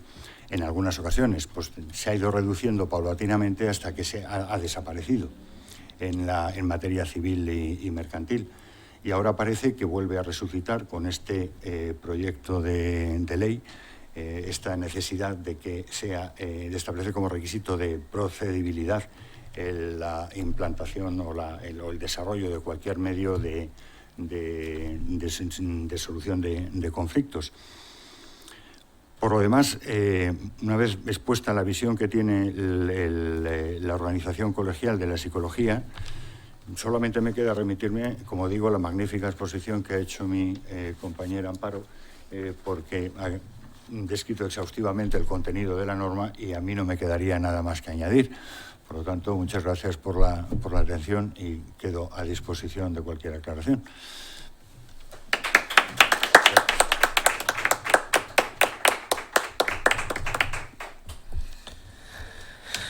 Muchas gracias, José Eugenio. Vale, pues si os parece, muchas gracias por tus aportaciones. Me dejas ahí tantas dudas y que bueno, que seguro que ahora podemos comentarlo, ¿no? Porque a veces parece que veis oportunidad, donde a la par veis oscuridad. Es complejo y está muy bien que lo pongáis sobre la mesa. Creo, bueno, lo primero vamos a dar la palabra, si os parece, a las personas que nos acompañan, que puedan plantear sus dudas y comentarios. Y voy a empezar por una compañera de la casa, por Marta de Diego Díaz Plaza, que os pregunta, ¿sería posible que una parte hiciera una propuesta desorbitada aposta para que la otra parte la rechace y así evitar el proceso de Musk? Entiendo que se refiere sobre todo a ofertas vinculantes. ¿Me tiro a la piscina? Claro que sí, evidentemente. Yo creo que sí, yo creo que hay lagunillas en el texto, no sé lo que José Eugenio opinará al respecto, pero evidentemente. Incluso ya yo atisbo que el legislador, cuando habla tanto de buena fe y que el tercero neutral pues va a tener que hacer una declaración de que las partes han ido de buena fe y todo lo demás, es porque en el fondo a lo mejor sospecha que pueden utilizarse, ¿no? para todas estas cuestiones. Y sí, yo creo que puede existir esto, como pueden existir otras triquiñuelas. A mí me gustaría que no, de todas formas. Por eso es importante que ya que todavía estamos en fase de enmiendas, pues si alguien conoce a alguien en los grupos parlamentarios, etcétera, pues hablar con ellos, trasladarles, ¿no?, todas nuestras inquietudes, porque es importante todo esto. De hecho, lo estabas planteando tú antes, Amparo, el planteamiento ese de buena fe. Me encantaría ser tan optimista como tú, que parte de la buena fe de las personas en mediación, seguro que te has encontrado más de una vez, efectivamente, que que no existe esa buena fe. Y claro, yo creo que nos supone un reto curioso, que me gustaría saber vuestra opinión, porque ¿cómo medimos la buena fe de una persona? Y además, imaginémonos que efectivamente vemos que una parte no tiene buena fe y lo afirmamos. ¿Qué repercusiones puede tener eso? Que esa parte pueda decir, oiga, ¿usted de dónde saca que yo no tengo buena fe? Claro, son esos conceptos jurídicos indeterminados, amplios y maravillosos, que por cierto, vamos, tú lo sabes, hay tratados y tratados y tratados que hablan de la buena fe, pero vamos, tremendo. Pero yo no lo puedo afirmar. O sea, yo puedo prever, puedo decir, hombre, qué mala idea tiene esta persona o lo otro, parece. Pero yo no me atrevería a dejarlo por escrito, evidentemente. Pero no por cobardía, sino porque me faltarían elementos de juicio. Y eso yo creo que ahí el tener que hacer esa declaración solemne que dice el proyecto de ley, ¿no? De que las partes han estado ahí, de buena fe, etcétera, pues no sé. Yo es que de todas formas yo vengo de la mediación, y en la mediación las cosas pasan de una forma, yo creo, a veces más natural, ¿no? Mucho más natural. Yo voy a contar una anécdota. Una mediación hace una semana, pues una de las partes se presentó con su abogado sin avisar, y la otra parte decía, hombre, pues si ya vienes con abogado es que realmente no quieres llegar a un acuerdo y tal, ¿no? Entonces estuvieron ahí. Es decir, que el catalizador de esa buena o mala fe lo hicieron ellas mismas, ¿no? Quienes mediamos sabemos que esas cosas ocurren, ¿no? En el espacio de mediación. Bueno, pues ya veremos qué ocurre con la buena fe. Por otra parte, yo creo que los más indicados para apreciar buena fe o mala fe en una negociación, yo creo que son los psicólogos, porque pueden captar detalles y pueden, por la experiencia les puede decir que efectivamente alguien puede ir de mala fe y con mayor probabilidad de acertar que algún otro profesional que no sea psicólogo. Por otra parte, efectivamente, está ese concepto tan indeterminado que es la buena fe, y efectivamente que ha requerido o que ha sugerido muchos tratados de doctrina jurídica, pues no va a quedar finalmente en el documento. Se parte de la base de que los intervinientes actúan de buena fe, y en el documento, claro, no va a quedar plasmado evidentemente que alguien va de mala fe, y expresamente vaya a quedar determinado así en el documento del acuerdo. Vamos, me parecería un poco temerario a mí incluso, ¿no? Sí, si me permitís, de todas maneras, como no vamos a poder ir tampoco los psicólogos mediadores con nuestras pruebas para poder valorarlo, para sacar un test MMPI de buena fe o sacar el polígrafo, realmente el problema va a ser efectivamente ponerlo sobre la mesa escrito, aun cuando podamos claramente ver que efectivamente existe, ¿no? Y también los otros casos donde, como decía Amparo, donde es mala fe, o hay ausencia de buena fe, o simplemente la persona está enfadada y está protegiéndose. ¿Cuánto es atrincheramiento? ¿Cuánto es dudas sobre el procedimiento? ¿Cuánto se debe a la tarea del mediador de ayudar a entender esto, ¿no? No, ahí nos plantea, creo que grandes retos. No sé qué nos irán diciendo ahora los compañeros, ¿no? Pero bueno, creo que es uno de los puntos que puede ser un poquito más complejo, ¿no? A la hora de llevar a cabo, ¿no? Pero bueno, hay varios temas más que os quería preguntar, pero voy a dar la palabra a Teresa Delgado, que también nos plantea alguna reflexión y alguna pregunta final, a ver qué pensáis. Nos dice, percibo proyecto enrevesado. Teresa, ¿de dónde sacaste que es enrevesado? Tanto se dispersa, tanto quiere abarcar, cuando podría ser todo más sencillo y claro. Qué manía de complicar todo. Al final ni es eficaz ni eficiente, nos dice.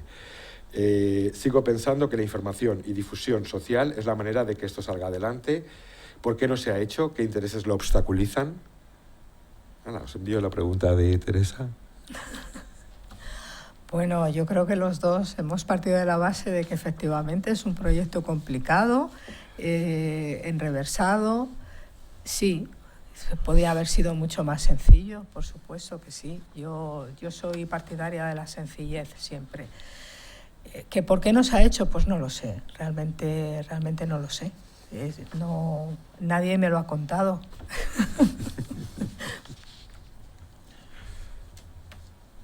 Yo precisamente era una de las pretensiones del Consejo General era simplificar las cosas, del Consejo General de la Psicología. Es decir, fomentar la mediación, imponer de alguna forma, dar mayor hincapié a la mediación y no equiparar de una forma que quizá es verdad que es confusa todos los medios de solución de conflictos, equiparándolos al mismo nivel y, como decía antes, con una regulación inferior a la exhaustiva regulación que tiene la mediación. Vale, antes, si me permitís, también en línea un poco con estas dudas que también nos planteaba Teresa, que antes, José Eugenio, comentabas el tema del coste para las partes, de que evidentemente va a suponer un coste para las partes. A mí me encantaba lo del nombre de la ley, ¿no? Cuando hablábamos de servicio público, no está muy de moda últimamente, cuesta lo público. Servicio público de justicia. Y evidentemente esto puede suponer, y hay gente que podría entenderlo como una privatización de las primeras fases de la justicia, ¿no? Si no hay detrás una administración que apoye el que personas que no tengan recursos, por ejemplo, puedan realmente pagar esto, ¿no? Me gustaría saber qué pensáis de esto. Y ahí os decía un poco esa apreciación subjetiva que antes señalaba Amparo. Bueno, yo hacía antes mención a que hacía muchos años, 40 aproximadamente, existía para algunos casos la conciliación preceptiva. Y bueno, parece que es lo que pretende instaurarse de nuevo, con otra forma, de una forma bastante más compleja, pero es lo que pretende instaurarse. Como filtro y para evitar un atasco de la Administración de Justicia. Efectivamente, la finalidad es buena, o la pretensión es buena, pero primero vamos a ver si se consigue y segundo, vamos a ver si se desarrollan esos medios que el Estado pretende poner a disposición de la ciudadanía para, de alguna forma, facilitar el acceso a estos medios y que a ver si de alguna forma pueda favorecer el que no supongan un coste económico mayor para los ciudadanos. Eso ya lo veremos según se desarrolle. Sí, bueno, a mí me gustaría indicar que en la actualidad, ya desde hace muchos años, las personas que realmente no tienen recursos para acudir a mediación, pues a través de los colegios de la abogacía y a través de los servicios de orientación jurídica a la mediación, pues pueden iniciar un proceso de mediación, se llevan muchísimos y no tiene coste para las partes, ¿no?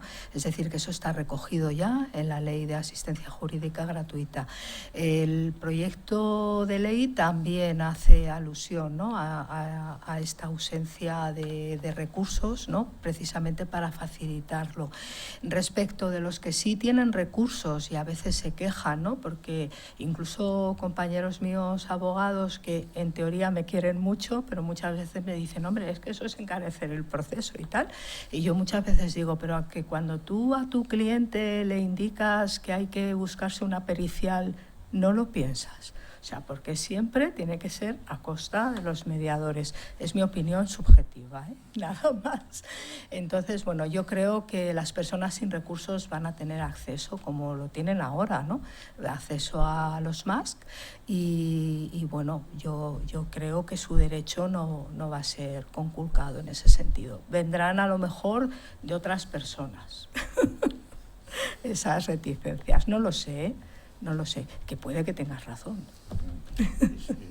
Es a esas personas a las que me refiero, es decir, no a los que tienen derecho a la asistencia jurídica gratuita, sino a esas personas que a lo mejor están al borde, que no llegan a tener derecho a la justicia gratuita, pero que que si estuvieran un poquito más en la escala económica, posiblemente sí lo tuvieran. Pero fíjate, en ese momento en el al que yo me refiero. Claro, el Colegio de la Abogacía de Madrid, y lo sé porque es que yo participo en ese tipo de mediaciones, ¿no? Incluso cuando no es preceptivo que vayan con abogado, es decir, para el supuesto litigio y todo lo demás, hacen una declaración jurada de que no tienen ingresos y todo esto, y bueno, pues a ellos no les cuesta. Es decir, que hay muchas personas que están ahí un poco, ¿no?, en el límite y esa serie de cosas que yo creo que sí que se les da facilidad, ¿no?, evidentemente, y gente que realmente pues no tiene recursos, ¿no?, para hacerlo. Yo creo que lo importante es la labor de pedagogía que hagan los colegios profesionales, fundamentalmente los colegios profesionales que están en relación, claro, con la gestión de la justicia gratuita, ¿no?, que son los colegios de la abogacía, de que los compañeros que están en los servicios de orientación jurídica pues realmente sepan en qué consisten los métodos adecuados de solución de controversias, indiquen bien a las personas que van a solicitar abogado de oficio, como ocurre ahora: oiga, mire, aparte de todo, tiene usted esto, lo otro. Yo creo que para eso también están las instituciones de mediación de los colegios profesionales, también aquí, la de esta casa, ¿no?, la del Colegio de la Psicología, de que se abran a otros ADRs, a otros más, y bueno, pues que aparte de mediadores, pues también puedan estar personas indicadas pues para hacer negociaciones asistidas, para hacer conciliaciones privadas, cosas de estas. Cuando yo hablaba de ponernos muchos sombreros, me refería a eso, porque no sé, es que el otro día esa compañera me dejó tan mal cuerpo que dije, ¿cómo que nos vamos a quedar atrás? Esto no puede ser. Ya, lo que pasa es que quizá no debería depender de la buena fe, vuelvo a la buena fe, y disposición y capacidad de los colegios profesionales, ¿no? Porque los hay más fuertes, menos fuertes. Esto dejaría a muchos compañeros, incluso de otras profesiones, porque sus propios colegios no pueden afrontar el coste de pagar mediadores, ¿no? O sea, yo creo que ahí, igual que efectivamente está más que instaurado la idea del abogado de oficio, a mí me encantaría pensar que esto va a venir acompañado de unos mediadores de oficio, ¿no?, por ejemplo. Sí, podría haber efectivamente una especie de turnos para todo esto. Y que sea la administración quien se haga cargo de ellos, no los colegios. La administración es quien tiene que hacerlo, eso está claro. Nos lanzo, ¿hay alguna pregunta más? En este caso, Beatriz Palmer Castelló nos dice: bueno, buenas tardes, muchas gracias por ambas ponencias. ¿Cuándo estimáis que se aprobará el anteproyecto de ley? Sé que es una estimación aproximada, pero os lanzo la pregunta. A mí me han dicho un poco de todo, de todo. Las previsiones son pues para la primavera o así, después de Semana Santa. Pero no lo sé, ¿eh? ¿Vas a comentar algo? Yo no tengo ninguna información al respecto de buena a malo, vamos, que sea fidedigna. Y yo ni de buena ni de mala. Así que valga entonces la respuesta de Amparo. Nos dice Marta de Diego: yo he tenido el caso de algún abogado del turno de oficio que se ha negado a participar en un proceso de mediación porque decía que eso no se le remuneraba. Claro, ese es uno de los problemas que hay. Y no solamente, sí, a lo de los abogados de oficio, pues efectivamente la forma de remuneración en la actualidad, yo creo que eso sí que tendrían que tomar buena cuenta los poderes públicos, ¿no? Es decir, parece que en algunas ocasiones es como si les llevaran, de alguna forma, ¿no?, les llevaran de la mano al litigio y a mantener el litigio. Es decir, efectivamente es así, es demanda, contestación, asistencia a juicio, etcétera, etcétera, ¿no? Entonces, pues es verdad que eso es un problema. Yo también me he encontrado a veces con lo contrario, con compañeros de oficio que han acompañado a sus clientes a la mediación y han llegado a un acuerdo. Luego ya como lo resolviera él en el juzgado, eso ya evidentemente es cosa de él, pero bueno, sí, es cierto, eso es un hándicap, como también es un hándicap para los jueces. Es decir, los jueces que derivan a mediación cobran menos que si pusieran una sentencia. O sea que yo creo que de las cosas que tendría que valer esta, digamos, ¿no? esta reforma legislativa es para incentivar de verdad pues a todas las personas que están alrededor de los conflictos, ¿no? Se llamen litigios, conflictos, controversias, como sea. Bueno, pues lo que le quiten a él, que nos lo den a nosotros. ¿Qué? Que lo que le quiten al juez o a la jueza, que nos lo den a nosotros, a los mediadores. Pues bueno, pues también, otra buena propuesta. Se lo vamos a dar Pero hecho. yo quiero que no se lo quiten a nadie, porque yo, de verdad, o sea, yo creo que cuanto menos se lo quiten, todo el mundo podremos estar contentos. Nosotros, es verdad que todavía estamos en esa reivindicación de cobrar de una forma justa. Algunos de cobrar. Justa. Bueno, José Eugenio, planteabas antes el tema de las pretensiones no logradas y una de ellas, efectivamente, que la mediación fuera preponderante, ¿no? Los que llevamos tantísimo... Lograda es que no está lograda. Por eso, ¿no? Que no está lograda, justo. No me refería a eso, perdona. Que las no logradas estaba efectivamente que la mediación fuera preponderante, ¿no? Yo creo que los que llevamos tantísimos años en el ámbito de la mediación nos duele un poco, entonces nos cuesta ahí ser un poco objetivos, ¿no? Me gustaría saber un poco tu opinión, aunque también, Amparo, te voy a animar a que participes en esta misma pregunta. ¿Por qué crees que no lo tuvieron en cuenta, no la colocaron en el lugar que se merecía? Pues es una respuesta que yo no puedo dar. El motivo concreto, ¿por qué puede ser? Pues porque se haya querido abrir simplemente por una cuestión, supongo yo que como muchas veces ocurre, una cuestión política, que por la razón que sea, se haya querido diversificar los medios de solución de conflictos y se hayan considerado como adecuados esta serie de medios de solución de conflictos y se los haya equiparado de alguna forma, se les haya puesto al mismo nivel que la mediación, pues la única solución que a mí, o la única explicación que a mí se me ocurre es por una cuestión política, me entiendo yo, nada más, es lo único que se me ocurre. Amparo. Bueno, yo exactamente no lo sé, pero yo creo que se armó tanto revuelo en algunos colectivos con el anterior proyecto de ley de impulso de la mediación, diciendo que poco más o menos que los mediadores pues íbamos a quitarles el trabajo, ¿no? a otras personas, etcétera, etcétera, a otros profesionales, que yo creo que ha sido un poco por miedo. O sea, yo quiero creer que ha sido por miedo, que no ha habido mala fe. Entonces, yo creo que es un poco así. Pero claro, el meterlo... a veces da la impresión, cuando lees el proyecto, ¿verdad?, que han querido contentar a un montón de sensibilidades y un montón de cosas, que es verdad que una norma pues tiene que ser abstracta, general y todo esto. Pero a mí ya me empieza, no sé... A mí me duele mucho, no me importa ser la Cenicienta, pero hombre, que es que la mediación ya lleva muchísimos años de recorrido, o además está absolutamente verificado, es un método, no es simplemente una persona de buena voluntad que empieza a hablar con la gente y a ver si surge eso de la magia de la mediación. O sea, sabemos que no, que hay cosas que funcionan y cosas que no funcionan, si las haces o no las haces, ¿no? Entonces, a mí, yo creo que ha sido un poco por eso, por presiones, por miedo, para que no se monte la que se montó con el otro proyecto, ¿no? Uno de los temas también que fueron entonces muy polémicos, has hecho referencia también a ello, José Eugenio, fue el tema de la presencia de la figura del abogado, que aquí ha habido un cambio notable, para la redundancia.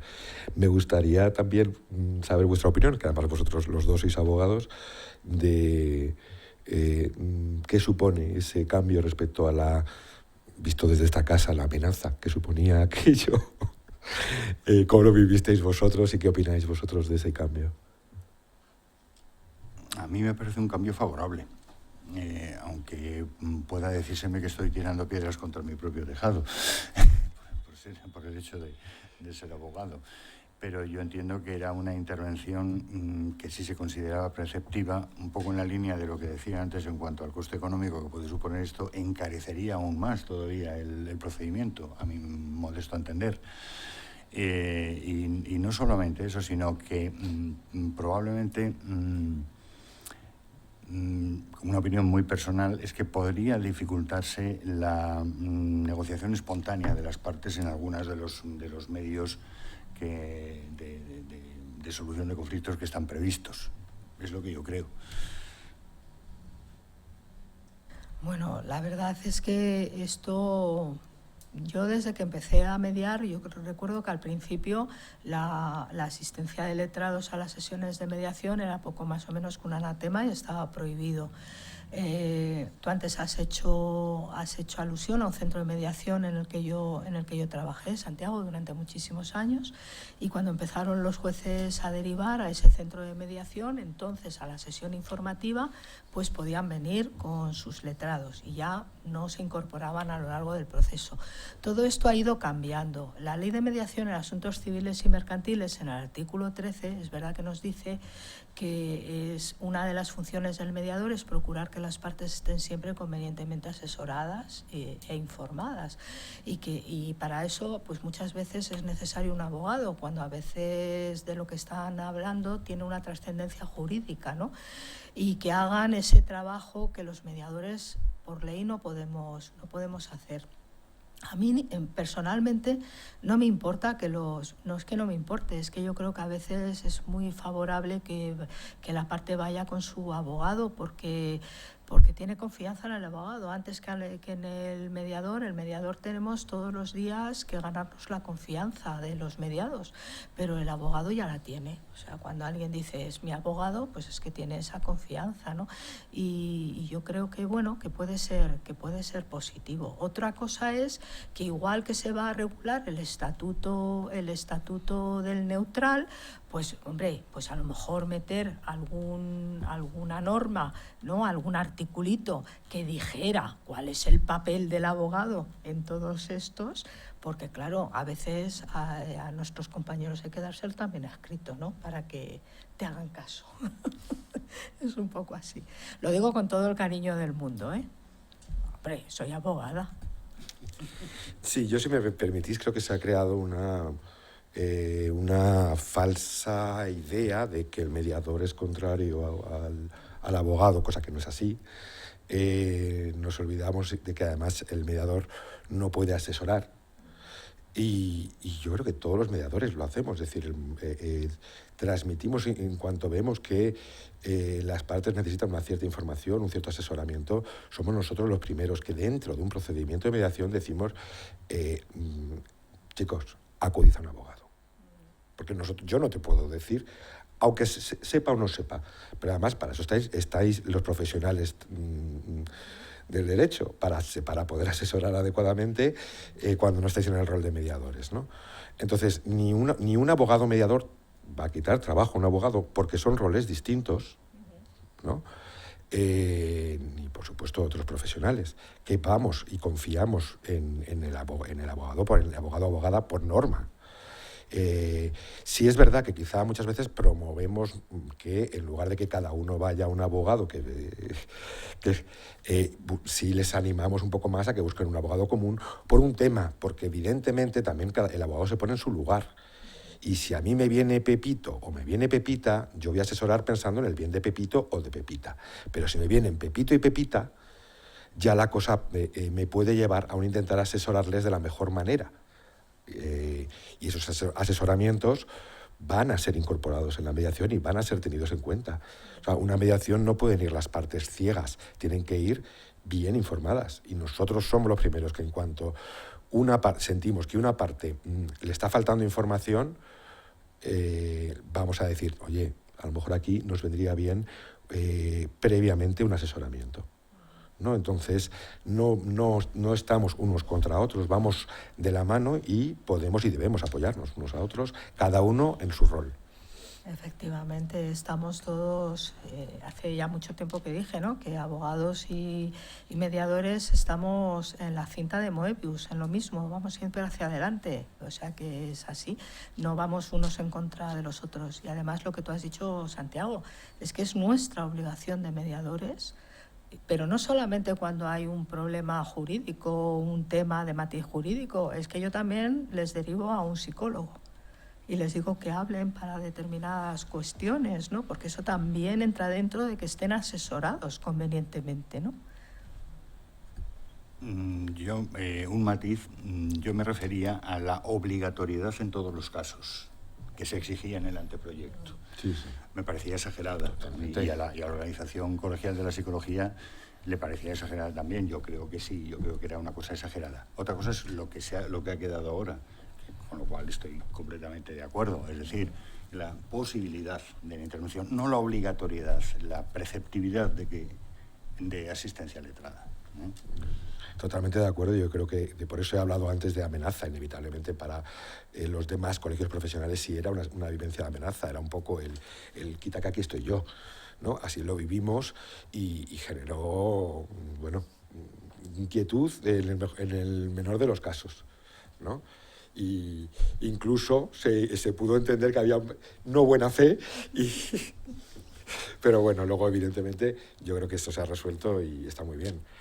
Está aquí también nuestro compañero Miguel Ángel Moreno, que nos hace también un comentario. Nos dice: en cuanto al plazo de entrada en vigor, el propio anteproyecto sugería la aprobación de la Ley de Eficiencia Procesal perdón, se enmarca dentro del Plan de Recuperación, Transformación y Resiliencia, constituyendo el hito CID 152 de la medida C11.R2, Reforma para el impulso del Estado de Derecho y eficiencia del servicio público de la justicia, cuyo cumplimiento está previsto para el cuarto trimestre de 2022. En este sentido, la parte expositiva de la Council Implementation Decision, CID, señala que se debe aprobar a más tardar el 31 de diciembre de 2022 la Ley de Eficiencia Procesal, pero es evidente que no se va a cumplir. Parece que no se va a cumplir. Coincide. Muchísimas gracias por tantísima información, Miguel Ángel, y parece que los compañeros en la mesa coinciden contigo que no nos lo va a traer. No va a ser un regalo de fin de año, no. Se lo pediremos a Papá Noel, por si acaso, o a Mamá Noela. Vale, Teresa nos dice, Teresa Delgado, muy interesante el debate que se está generando en la mesa. Estáis sacando muchas cuestiones que han obstaculizado y velado el avance de la mediación. Creo que los que llevamos muchos años metidos en el tema a fondo somos conocedores de estas cuestiones. Por cierto, yo también soy abogada, pero al igual que Amparo, me siento más mediadora y creo en la mediación. Muchas gracias por tu comentario, Teresa. Y en un principio no hay ningún comentario más. Desde casa, no sé si aquí tenéis alguna otra pregunta, las que estáis presentes.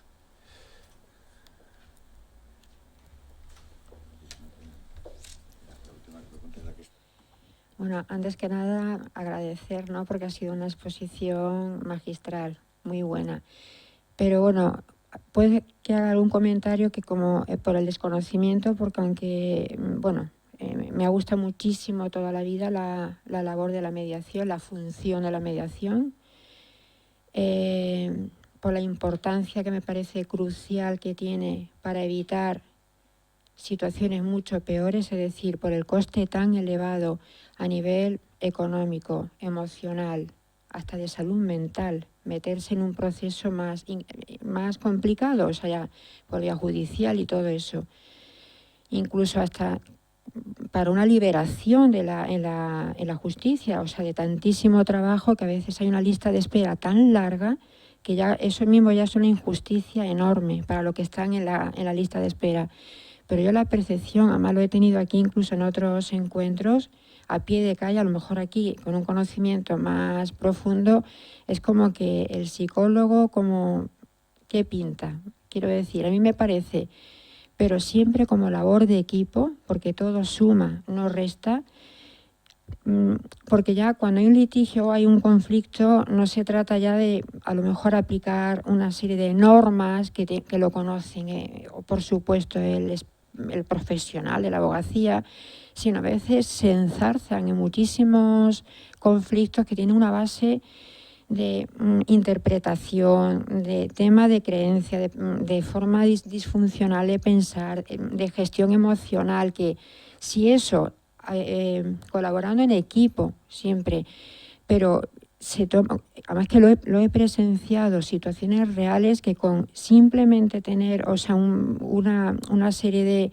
sesiones con una mediación más psicológica en principio, que es que se eliminan tantas cosas que se enzarzan ya viene el ego, ya se disparan muchísimos sistemas ya de defensa, de ataque, y eso, pero a mí me parece a pie de calle, porque yo por eso no llegué a entrar en este ámbito, que tampoco es ahí, porque yo me acuerdo que en la carrera había una asignatura optativa de resolución de conflictos y me gusta tanto que la elegí, además me saqué matrícula porque me apasiona. Cuando ya acaba la carrera, luego te ofertan másteres que son también eso, para mediación para psicólogos, y los que dirigen el máster te dicen que eso es un futuro maravilloso, pero cuando aparcas en la realidad es como que yo sigo teniendo la idea de como que la figura del psicólogo es inexistente o muy poquita. Incluso que hace ya, no sé si un par de años o así también, bueno, no me acuerdo la fecha, pero igual vino muchísima gente, bueno, muchísimos compañeros interesados en la labor de la mediación. Pero por eso mismo todo el aparataje, todo lo de que a veces prima más ese tipo de intereses y de todo la complicación del Estado, que la realidad que está demandando, y que sería mucho más sencilla. Yo creo que se aliviaría todo muchísimo más trabajando en equipo y nunca nadie excluyendo a nadie, pero es que al final simplifica y parece como que puede interesar que existe, que se complique. No sé si porque así hayan más ganancias para algunos, no lo sé. Pero bueno, esta es un poco la idea, que eso. Muchas gracias. Pues sí, yo desde luego totalmente de acuerdo. Tengo que comentar que a principios del mes de noviembre fui generosamente invitada a un congreso de psicología jurídica y forense. Yo estaba ahí, pues era la rara, porque venía del mundo del derecho, ¿no? Y precisamente, bueno, pues mi línea, ¿no?, mi ponencia iba por ese trabajo conjunto, que yo creo que es muy importante, ¿no? Antes comentábamos de la obligación de los mediadores, ¿verdad?, de no asesorar, de no orientar, etcétera, y es cierto que no siempre el asesoramiento tiene que ser jurídico. También es muy importante la labor de los psicólogos, ¿no? En ese centro de mediación en el que yo trabajé, que estaba gestionado por el Colegio de la Psicología, pues ahí nos inventamos una cosa desde el servicio de mediación que llamábamos las actuaciones en paralelo. Y era que en determinados momentos, cuando detectábamos que era necesario que estuviera un psicólogo, una psicóloga, porque éramos todas chicas del servicio de orientación psicológica, pues que pasara a la sesión de mediación, no como mediadora, como psicóloga, pues para de alguna forma atender ahí a las partes, para algún tipo de consulta, etcétera, etcétera, ¿no? Porque a veces la burocracia de decir, bueno, pues ahora pides cita en no sé dónde y todo lo demás, pues es verdad que lo entorpece. Estoy totalmente de acuerdo contigo. Sí, yo también estoy completamente de acuerdo. Incluso yo veo, salvo error por mi parte, que hay un único sitio, pero debería estar en más, que es en el artículo 14 del proyecto, cuando habla de la conciliación privada, y dice que se puede requerir a una persona con conocimientos técnicos o jurídicos relacionados. Yo creo que ahí tenemos un poco la conjunción de ambas situaciones, ¿no? O sea, de ambas actuaciones. Es decir, la posibilidad de alguien tiene unos conocimientos técnicos determinados, como puede ser en la psicología, y acudir además a la presencia de un abogado, que hablábamos antes. Es decir, cabría esa posibilidad, aunque solamente esté reconocido aquí, salvo error por mi parte, no lo veo en otros medios adecuados de solución de conflictos, pero parece que aquí sí, por lo menos un atisbo sí que hay.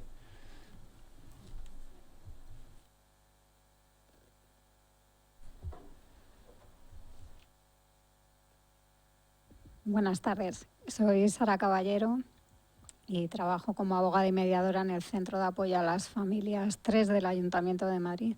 Y en la línea de lo que ha expuesto la compañera y aclaraba también Amparo, efectivamente en los centros de apoyo se puede trabajar con mediación y cuando se ve conveniente expresamente trabajamos abogado-abogada con psicólogo-psicóloga. Y también ese planteamiento de esa actividad alternativa, complementaria o paralela se puede hacer invitando a las personas que en la mayoría de los casos acuden para separación, para ruptura de pareja. Y para la elaboración del duelo de la ruptura se les invita a sesiones con los compañeros y compañeras psicólogos. O sea que es fundamental ese trabajo conjunto de las dos profesiones. Muchas gracias por la ponencia, que ha estado realmente bien. Muchas gracias. Muchas gracias, Sara. Espera que se nos... Sí, para que lo vean en casa. Sí, gracias. Sé que es fundamental, yo creo que aquí nadie lo pone en duda. El tema es que luego, ¿qué realidad tiene, con qué realidad se respalda o el Estado apoya o contribuye? Claro, nadie dudamos que es, bueno, sería ideal, porque en definitiva va a solucionar, que de eso se trata. Si hay un conflicto, aquí hay un enfrentamiento de partes. Entonces se trata de intentar solucionar eso, pero es hasta qué punto eso está respaldado y facilita ese trabajo en equipo. Pasa como el psicólogo en atención primaria. En el Sistema Nacional de Salud hay, yo no sé qué porcentaje, casi inexistente, la figura de un psicólogo general sanitario en atención primaria, cuando eso aliviaría tantísimo como prevención y como... Pero no sé, pero bueno, pues al final hay otros intereses o parece que cambiar cuesta muchísimo introducir cambios, pero que es que de sentido común, porque sería a favor de todos, del paciente usuario y del profesional, de todos los profesionales, pero no se hace. Es un poco igual. Bueno, muchas gracias. Sí, yo creo que como los primeros cristianos que estaban esperando todos los días el día del juicio final, los mediadores también estamos siempre esperando el día de la mediación final, y proyecto tras proyecto nos tiene aquí a la espera y pasan los siglos y los siglos, pero no perdemos la esperanza. Aquí seguimos rezando a San Mediador a ver si un día nos protege y nos saca una ley en condiciones. Por el momento sí que era el motivo de juntarnos aquí hoy, ver un poco qué nos prometía este nuevo anteproyecto y seguimos adelante. Y sobre el tema de la mediación también, si me permitís también, ya que estoy aquí en la mesa, dar un poquito de mi opinión, ¿no? Evidentemente totalmente pro, con muchísimo cariño y respeto a nuestras profesiones hermanas de trabajo social y educación social. Yo siempre digo que en el fondo la mediación es hija del derecho, que es el padre, y de la psicología, que es la madre. Y que una madre es una madre.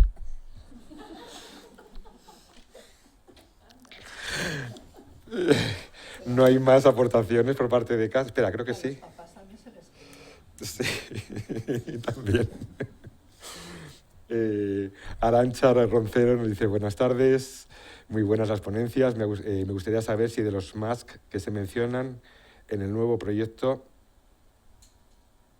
espera. Que se ha ido la pregunta luego. En el nuevo proyecto de ley, ¿alguno tiene su propia ley aparte de la mediación? Muchas gracias. Sí. Contesta, te toca. No, la ley como tal no. Ley como tal no. Están regulados, pero ley como tal no. No hay una ley de negociación, no hay una ley de conciliación privada, ni nada de esto, hoy por hoy.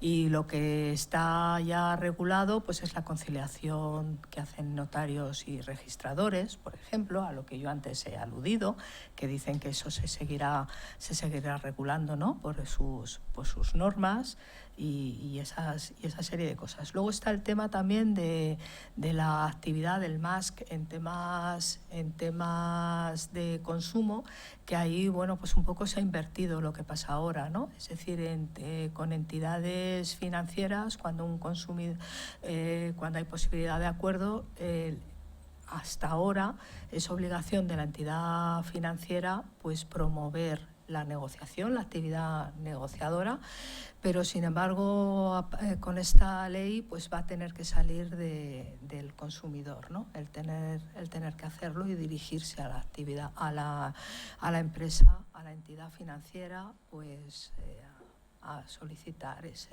esa negociación, esa conciliación o lo que quiera comentar, sí. Y yo, antes ha comentado José Eugenio una cosa, que efectivamente podían haber aprovechado, el legislador puede aprovechar para regular todos estos MACs aquí, ¿no?, en este texto de una forma un poquito más esclarecedora, porque deja, a mi modo de ver, deja muchas lagunas, va a dejar muchas lagunas. Si quieres comentar algo, José Eugenio. No. Vale, pues en un principio, Teresa nos decía también, jurídicos y psicólogos son necesarios y complementarios en un proceso de familia. Bueno, creo que estamos en la misma línea todos. Vale, si no hay ninguna otra pregunta o comentario, podríamos dar entonces por finalizada la mesa. No sé si queréis comentar algo. Ana o Nuria. Un segundito. Que hay Yo solamente dar las gracias desde la Junta de Gobierno del Colegio de la Psicología, al Colegio de Abogados y a todos los participantes de la mesa, a Santiago Madrid también, por estar ahí siempre como responsable de la institución de mediación, que os ha presentado a los demás, pero nadie le ha presentado a él y como siempre es un honor tenerle aquí. Así que gracias a todos por estar aquí. Muchísimas gracias, Nuria. Para los que no lo ven, de todas maneras, Nuria es la directora de la institución de mediación del Colegio de Psicólogos de Madrid. Nos tiramos flores, así somos, nos queremos mucho. Pues entonces, si no hay nada más, daros un poco las gracias a todos, por supuesto, a Amparo y a José Eugenio, por las exposiciones magníficas y por haber podido contar con ellos esta tarde, a todos los que estéis presentes, aquí o en casa, y por supuesto a las instituciones y colegios que habéis hecho este encuentro posible. Seguiremos trabajando juntos, seguiremos cuestionándonos y seguiremos esperando este día de la mediación final, que algún día llegará. Gracias.